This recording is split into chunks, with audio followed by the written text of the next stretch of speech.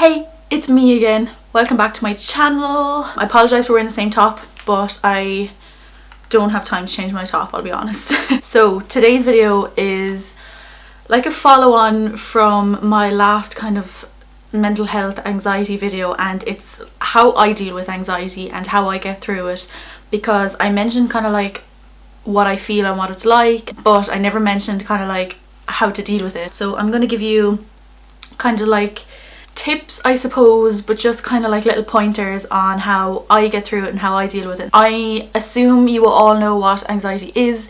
If you don't, I'm going to leave a few cards in this video of like my videos that I've done in the past, and I might leave some like helpful links and stuff like that. And the other day I heard this YouTuber saying that she hates YouTubers who do videos about mental health, depression and anxiety, and like that, like how could you hate YouTubers for doing that? Like, I'm not doing this for views, like I don't get that many views on these type of videos. Like, I'm solely doing this so that I can help at least one person and let people know that there is help and there is tips like this that you can do to get through, because sometimes it does feel like the end of the world, but it's definitely not. Yeah, I just kind of wanted to point that out, that like this video is solely to try and help someone and not just like to make a video about it. Like, I genuinely want to help people with it. When you have a panic attack, it's your like fight or flight instincts that kick in, and more often than not you have to fight the situation, and you can't just flight, you can't just leave the situation if you're in the middle of something. Like, you have to kind of deal with it and cope with it. So how do you do this? The first thing I'm going to talk about is this book here, and it's called excuse me while I get this wrong, Cognitive Behavioural Therapy, Techniques to Improve Your Life, and it's from Christine Wilding. So it looks like this, and I was actually kindly gifted this book by someone who obviously knows that it's going to help me out a lot, and I really appreciate the person for this book, because I feel like it will change my life. Like, I've read a good chunk of it, I haven't finished it, but what I've read so far, amazing. So what this book is, if you don't know what cognitive behavioural therapy is, it's like a self-help technique that has been used by millions of people as a method of improving well-being and happiness. It is recommended by healthcare professionals for the treatment of issues from anxiety, depression, stress and anger management. So if you have any of those kind of issues, then this book will definitely be for you. So I just kind of wanted to quickly mention this book. I'm going to leave a link below if I can. As I mentioned, I did get this as like a gift, so I don't know, I think you can get it on Amazon, I'm not sure. I'll try and look for it, and if I can find it I'll leave it linked below. But that's the book, in case you ever come across it. Definitely grab it if you can get your hands on it, because so far it's amazing. And also in that book, like, it's not just a book that you read, it's really like an interactive book where it gives you little like homeworks to do, basically, where you keep a copy and a notebook, and it gives you little tasks to write down, like different circumstances and stuff like that, to help you. And the person who actually gave me this book, I think her friend read the book, had the book, and it like changed his life. So it definitely is an amazing book. So just that I throw that in. The next kind of like little topic is usually with panic attacks, prevention is better. So what I mean by this is exercise, and this is something that I can't really talk too much about because I've been slacking tremendously. But if you exercise regularly, you're going to find that you're going to burn off all that built up energy that you have, and you're kind of less likely to get a panic attack. Obviously it's not going to eliminate panic attacks, but in my kind of like understanding with panic attacks, exercise does help. Because when I was walking every day or running every day a long time ago, let me tell you, I was getting less panic attacks, I was feeling less anxious, less stressed out. So definitely try exercise. I know it's a lot easier said than done, I'm trying to get back into it, but it does help. And then that kind of leads on to places I go when I'm feeling anxious or stressed out.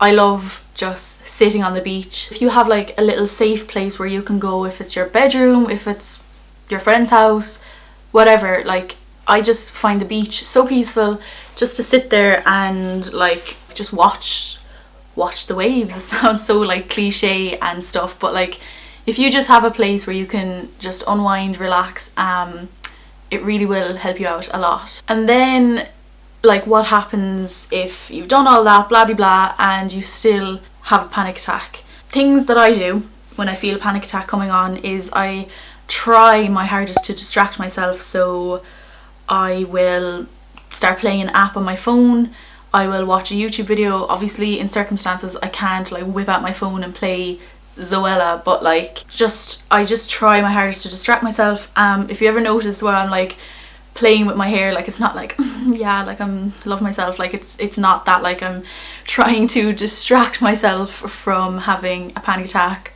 It sounds stupid, but like I'll braid my hair and then I'll like take the braid out, I'll tie my hair up and I'll take it down, and I'll just like try anything to distract myself from having a panic attack. So like distraction is definitely key. Also, you know, like listening to music and stuff like that if you feel a panic attack coming on. Also what helps me is tea, and I know loads of people say that you should cut down on caffeine if you have anxiety and panic attacks and stuff like that, but for me, I love tea.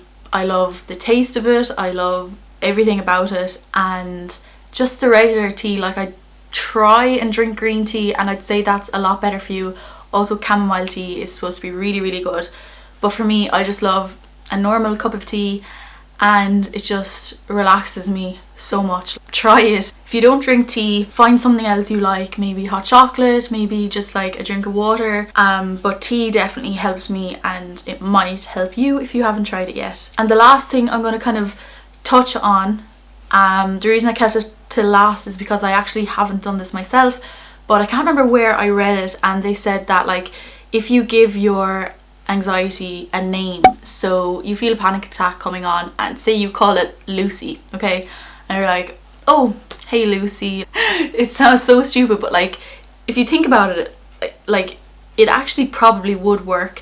If you call it a name, you kind of get like friendly with this feeling, we'll say, and you talk to it and you talk to yourself. You're like, okay, this is Lucy, you know, I'm gonna be okay, I'm not going to die, and you kind of understand the feelings linked to it.